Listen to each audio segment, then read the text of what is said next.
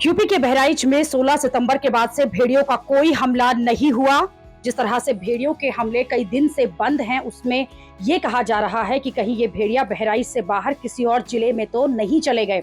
माना जा रहा है कि अगर भेड़ियों ने ठिकाना बदल लिया है तो वो बहराइच से बाराबंकी की तरफ चले गए होंगे, क्योंकि कुछ वीडियो में बाराबंकी बॉर्डर पर भेड़ियों को देखा गया था। लेकिन करीब 11 दिन से भेड़ियों के हमलों का कुछ थम सा जाने का मतलब ये नहीं है कि बहराइच में दहशत कम हो गई है।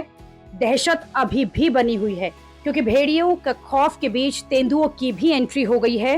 बहराइच के मोतीपुर और रिसिया में तेंदुआ देखा गया। इसके अलावा जगह जगह पर सियार भी देखे गए। हालत ये है कि भेड़ियों के शक में कई जगह पर सियारों को लोगों ने हमले किए, क्योंकि लोगों को लगता है कि जिस तरह से अभी एक भेड़िया पकड़ से बाहर है, वो कभी भी अटैक कर सकता है। और ये भी कहा जा रहा है कि भले ही वन विभाग सिर्फ एक भेड़िया बाहर होने की बात कर रहा है, वैसी बात नहीं है और भेड़ियों का कुनबा बड़ा भी हो सकता है।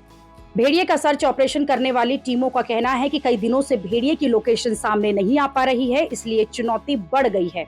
भेड़िए का पिछला हमला 16 सितंबर को तब हुआ था जब इसके एक दिन पहले ही सीएम योगी आदित्यनाथ ने बहराइच का दौरा किया था और ऑपरेशन पीड़ित से जानकारी ली थी।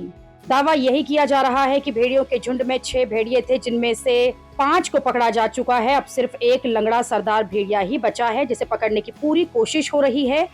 लेकिन अब जिस तरह से कई दिनों में अचानक भेड़िए के हमले बंद हुए हैं, उससे सवाल ये है कि हमला करने वाले भेड़ियों का नया ठिकाना अब कहाँ है, क्योंकि लोगों का डर तो खत्म नहीं हुआ है, वो रात रात भर जाग रहे हैं। ऊपर से समस्या ये है कि भेड़ियों के डर से पूरी रात अंधेरे में काटनी पड़ती है, क्योंकि रात में 4-4, 5-5 घंटे बिजली भी नहीं आ रही है।